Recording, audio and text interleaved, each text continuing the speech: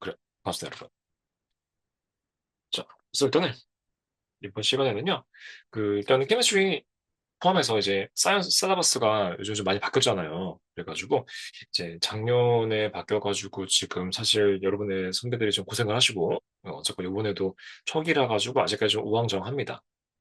그래서 일단 여러분들이 일단은 지금까지 IB를 배우면서 어느 정도 기본적인 건 다 익혔을 것인데, 이제 유형 같은 거 있지 않습니까? 그래서 여러분들이 이제 앞으로 공부할 때 어떤 유형에 좀 포커스를 해야 되는가, 이제 어떤 식으로 문제가 나올 것을 예상할 수 있는가, 이런 걸 한번 좀 중점적으로 말씀드려보려고 합니다. 자, 일단 그 변경된 점을 한번 좀 고민을 해볼까요?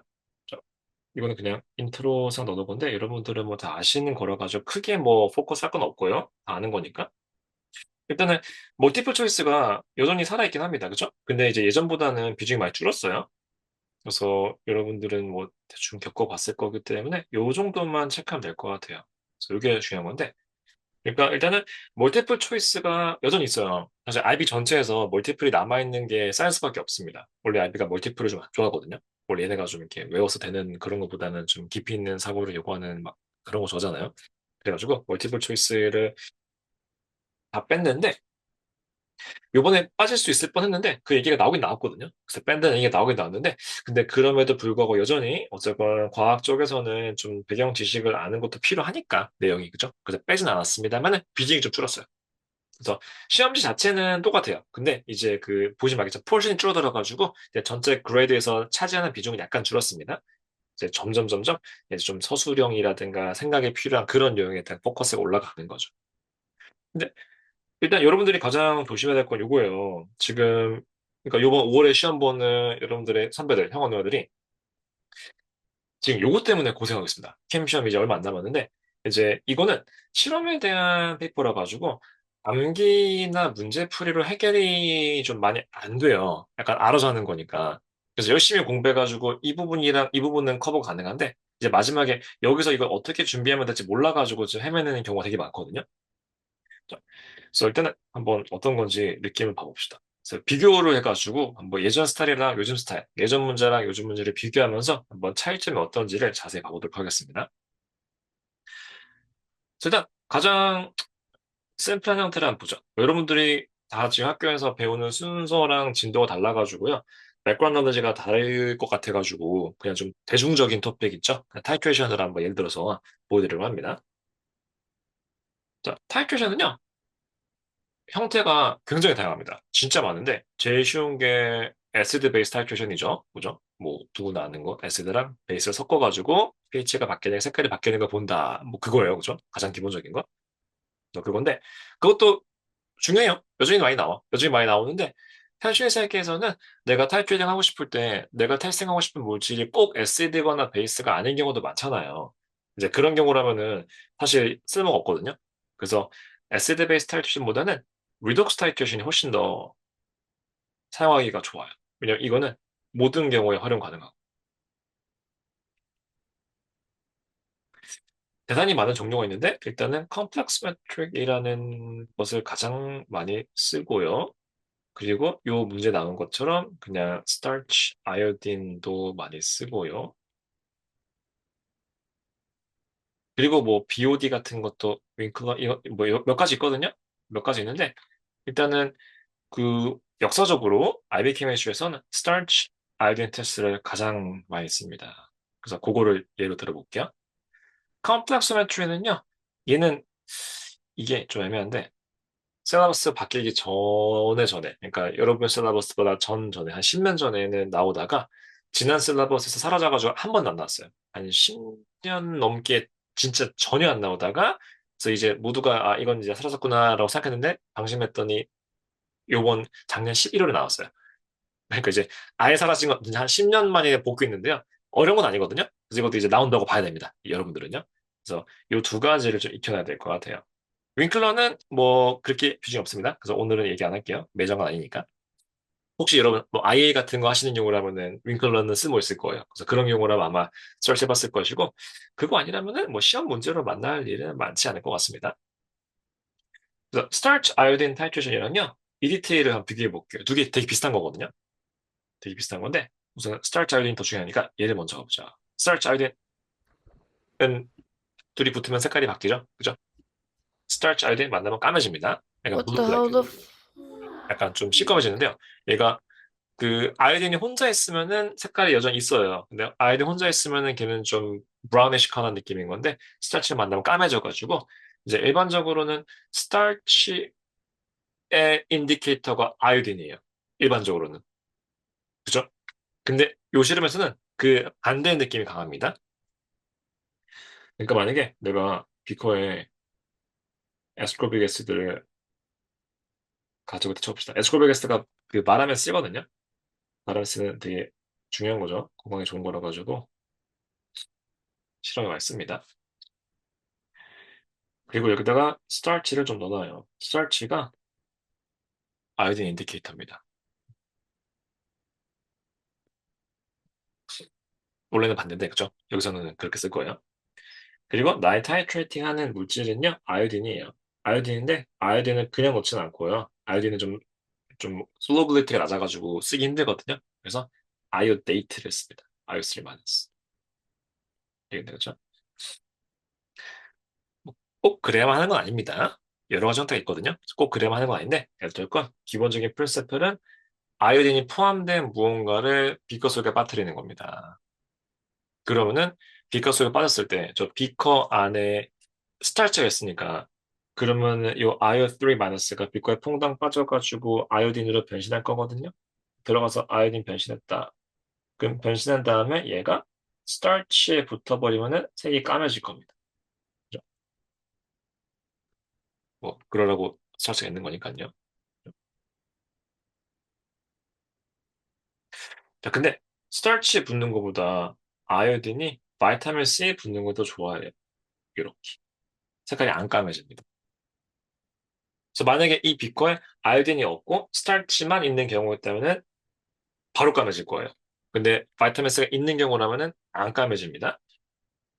자, 그렇긴 한데 시간이 지나면은 계속해서 넣다 보면은요. 이거를 아이오딘을 넣고 또 넣고 또 넣고 하다 보면은 언젠가는 너무 많은 아이오딘이 들어가 가지고 여기 존재하는 모든 바이타민 C가 다 붙어버려 가지고 더 이상 갈 데가 없으면은 그 다음에 새로 들어간 아이오딘은 이제 스타치에 붙겠고 그럼 까매질 겁니다. 그죠? 그러니까 이런 경우라면은 까매졌다라는 상황이 딱 까매지는 그 순간, 까매질 때까지 들어간 IO3 마이너스의 양을 알면은 그 순간 비커 속에 들어있던 바이타민 C가 전부 다 사용되셨다는 거니까 그걸 이용하면은 맨 처음에 바이타민 C가 얼만큼 존재했는지를 맞춰볼 수 있을 것 같습니다. 자, 그 상황이거든요. 그래서 여기 문제 나온 것처럼 양을 줬습니다. 그죠? 그래가지고 여기에서 7.2를 썼대요. 그래서 average 7.2니까 얘가 7.20cm 큐브에 KIO3랍니다. 근데 KIO3는 지금 컨센트레이션은 여기 있거든요. 그죠? 그러면은 얘를 뭐를 바로 구할 수 있겠죠? 자, 한번 해볼까요? 7.2에다가요. 2.0에다가 10 to the negative 3를 곱해서 남력이 1000 하면은 얘가 뭐 대충 0.0000144몰입니다. 이게 이 요거네요. 그죠?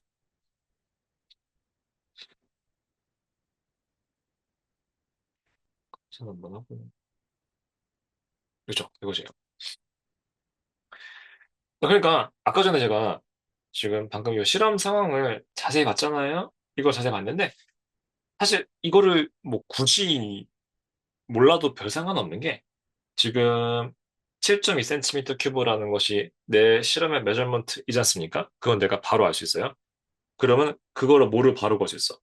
그 뭐를 바로 가면 이 아이오데이트 부분이 얘가 0.0000144몰인 걸 알아요. 그러면은 레이쇼를 봤을 때 얘가 3배니까 얘는 곱하기 3이죠? 곱하기 3을 해가지고 얘가 0.0000432몰이 될 겁니다. 요 아이가 세컨 럭션으로 간 다음에 i3를 만드는 거거든요. 그럼 원투원이니까 얘도 똑같네요.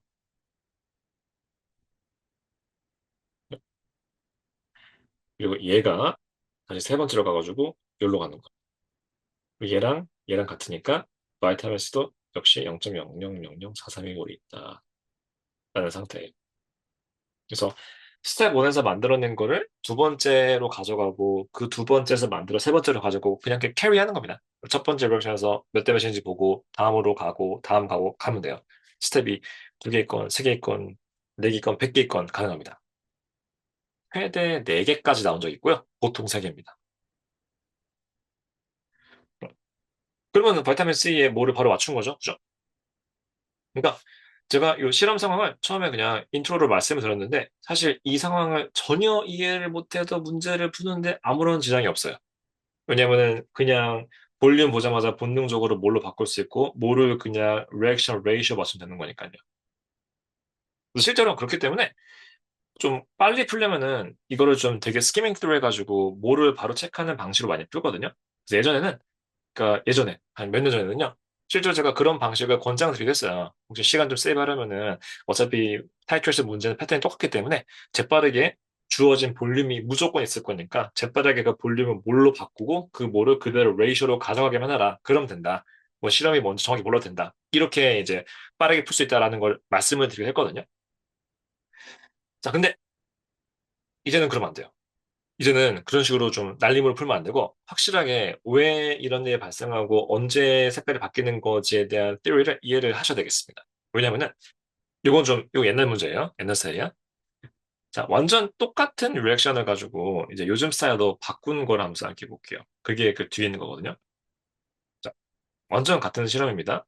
보다시피 똑같아요, 리액션이. 아예 똑같아. 네. 스텝 2를 생략하긴 했어요. 근데 그것 빼고는 똑같거든요. 아예 같은 거거든요. 그래서 마찬가지로 만약에 요 아이오데트 이거에 뭐를 안다면은 이거에 뭐를 하면은 이거를 곱하기 3으로 나올 것이고 얘가 이거랑 같은 거니까 얘가 이거랑 같다. 알 수 있습니다. 그죠? 똑같은 건데 이제 문제가 뭐냐면은 물어본 게 그게 아니에요. 그죠? 자, 물어보는 문제의 형태를 봐보십시오. 아까랑 그렇게 비교해 보세요. 뭘 물어봤나?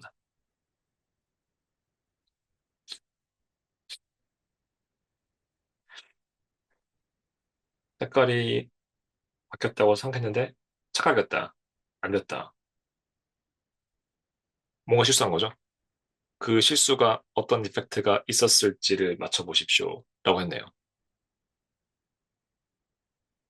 자, 그러면 이 경우는 아까 제가 말한 것처럼 그 날림으로 바로 계산하고 몇 대 몇 보는 이 패턴이 안 통해요. 왜냐면은 일단 숫자가 없어요. 숫자가 있어야지 숫자를 가지고 할 거 아니야. 그죠? 사실 캠 문제가 암만 길어봤자 보면은 볼륨이랑 컨센트레이션 보이면은 곱하면 되잖아요.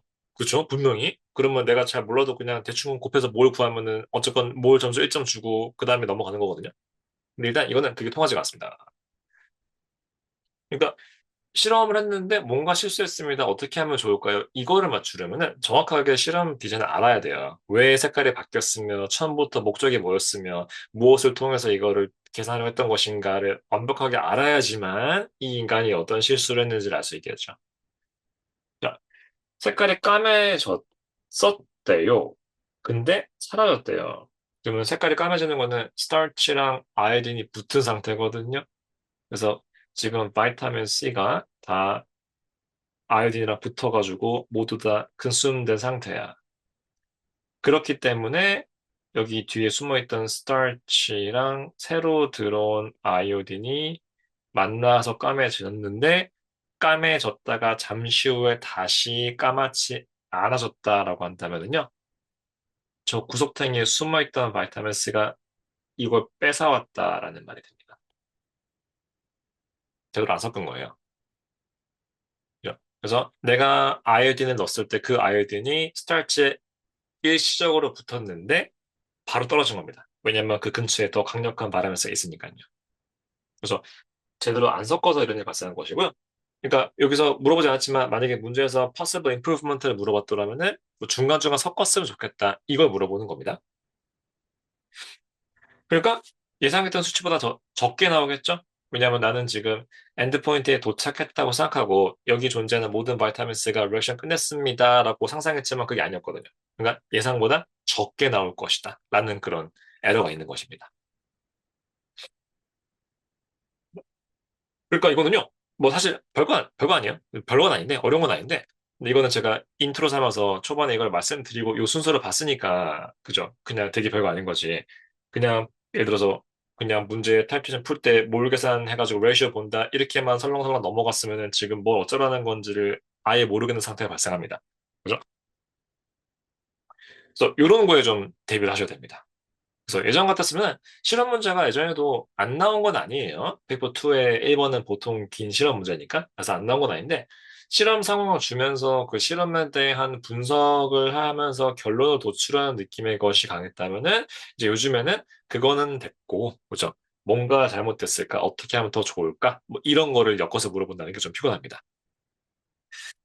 그래서 요거는 제가 조금 이제 타이트레이션 여러분들이 다 아는 토픽을 골라야 돼가지고 좀 스트레이트포워드한 거 보여드린 건데 이제 요 토픽에서 이런 식으로 물어보는 문제를 어렵게 내면은 좀 상당히 기상천외하게 나와요. 그죠? 어떤 실험이 있어. 근데 그 실험에서 뭔가가 잘못됐을 수 확률이 너무 많잖아요. 그죠? 사실 너무 많아. 근데 되게 주관적이야. 되게 많은 여러 가지 가능성이 있는데 그 중에서 정답으로 인정하는 몇 개 있습니다. 사실 완벽하게 100% fair한 것도 아니거든요. 너무 주관적이라서. 근데 어쨌건 약간 일정한 공식이 있긴 해요. 그래서 뭐 타이트레이션이라면 항상 이런 걸 본다. 이런 식으로.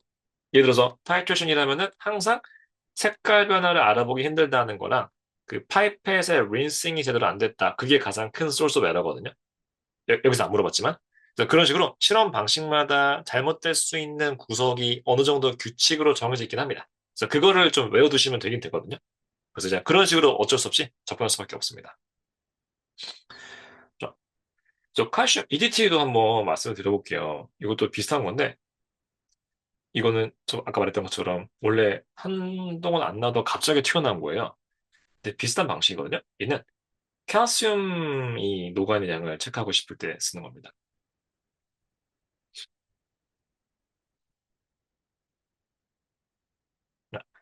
EBT라는 인디케이터가 있습니다. 왜 필요 없어요? 이런 건 뭐 외우라는 게 아니니까. 다 문제도 알려주는 거죠, 이런 거는요. EBT가 칼슘에 붙는 걸 좋아해요. 근데 칼슘이 붙으면은 색깔이 원래 파란색인데 붙으면은 좀 빨개져요. 그래서 붙는 걸 좋아해가지고 이게 붙은 상태로 빨갛게 존재하기 때문에 약간 빨간색이 됩니다. 처음에요. 그래서 내가 칼슘을 가지고 있다. 아니면 우유를 가지고 있다. 뭐 칼슘을 알아보고 싶은 경우라면 뭐 아마 우유 같은 걸 거니까. 그래서 아까 전에 문제는 그 주스에 들어있는 바람의 셀을 보는 거였고 지금은 우유에 들어있는 칼슘을 보고 싶다. 그래서 EBT를 넣었더니 EBT가 칼슘이 붙어가지고 빨개졌어요. 자, 근데 나는 EDTA를 넣을 거거든요. EDT 기능이 무엇이냐? EDTA가 칼슘에 붙는 걸 좋아합니다. 누구보다도 더 좋아요. 가장 좋아해요. 모든 칼슘을 뺏어오는 기능이에요. 자, 얘가 들어가 버리면은 칼슘이 뺏어지기 때문에 EBT가 떨어져 나와요. 자, 처음에는 EDT가 가가지고 여기에 칼슘을 뺏어올 겁니다. 그리고 EDTA가 충분히 많이 들어가면은 너무 많은 EDTA가 있어가지고 EDTA가 안에 존재하는 모든 칼슘을 다 붙여버리는 이 순간 EBT가 완벽하게 혼자 남고 그러면 파래질 겁니다. 왜냐 EBT는 혼자 있으면 파란색이거든.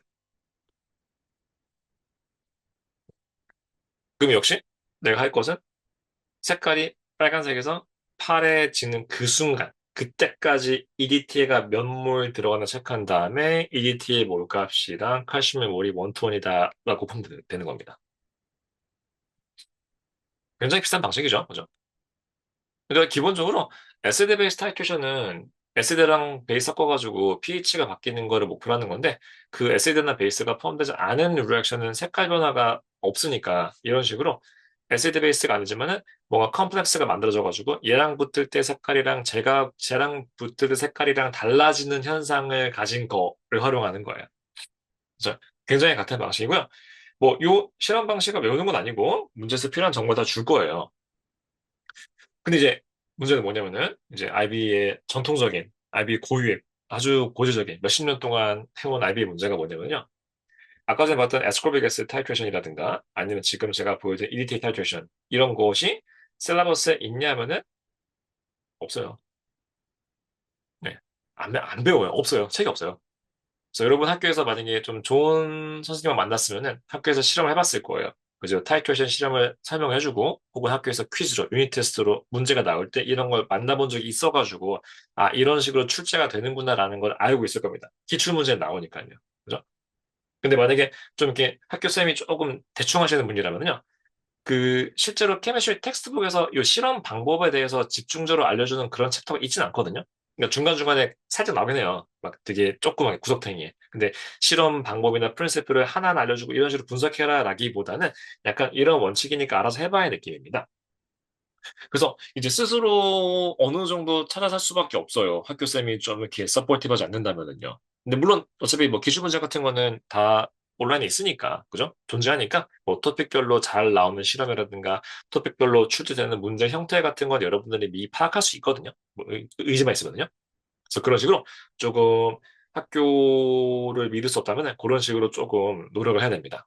왜냐면은 진짜로 그 문제 풀어가지고 계산 잘하고 에너지 구하고 속도 구하고 이거 잘하는 거 또 매우 중요해요. 왜냐면은 그런 기본적인 문제가 어쨌건 비중이 크긴 커요. 그게 90이지 않습니까? 그죠? 기본 유형이 여전히 커요. 그렇긴 한데 그렇다고 나머지 유형을 무시할 만한 정도 아니니까 그죠? 항상 기본 유형에 포커스 하실 때 이런 특수한 상황에서도 어느 정도 대비를 해야 되겠습니다. 그래서 그 EDT 문제는 조금 저 약간 아웃 컨텍스트라서 제가 다 가져오진 않았고요. 그냥 요것만 잘라왔거든요. 그래서 이건 어떤 거냐면 이렇게 해가지고 EDT를 해가지고 칼슘의 양을 잰 상태입니다.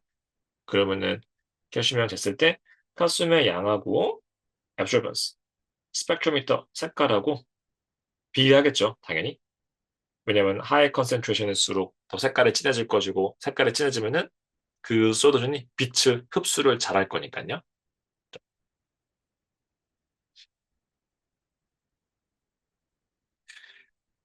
자, 이것도 약간의 문제인 게 이건 최근 문제거든요. 최근 문제인데 absorbance 스펙트로미터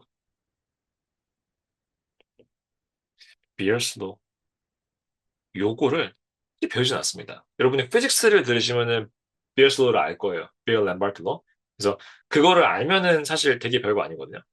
근데 피직스를 안 들으시는 경우는 비얼슬로를 안 배우는 경우라면은 내가 스펙트로미터를 학교에서 써봤다.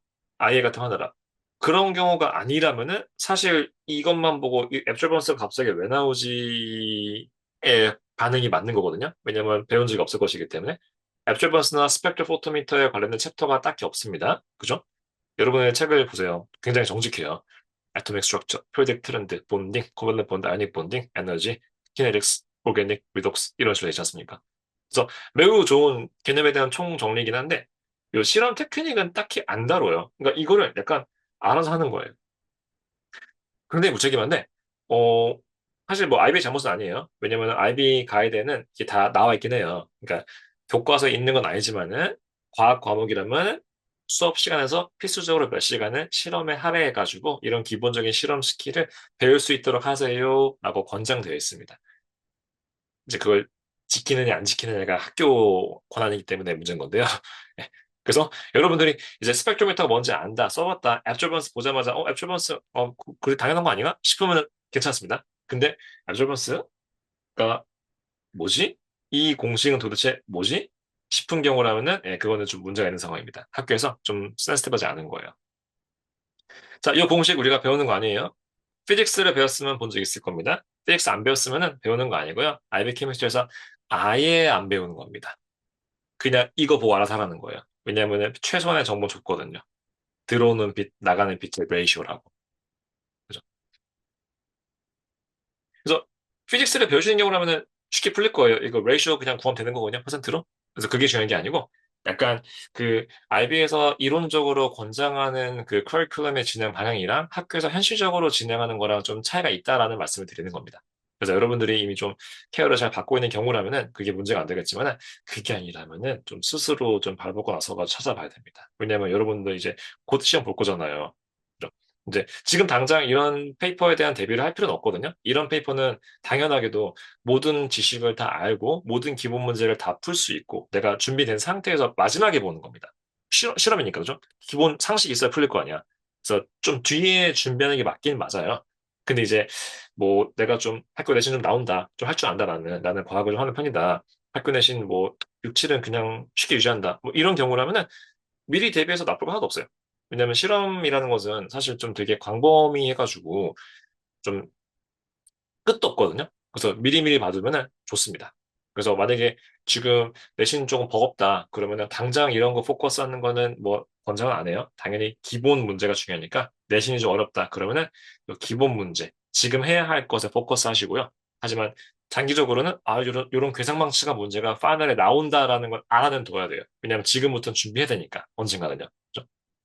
그래서 해두시고 나 좀 내신 좀 나오는 편이다. 그런 경우라면은 좀 정보를 딕업해가지고 이런 종류의 문제, 실험에 대한 거를 따로 좀 공부해 두시면 좋겠습니다.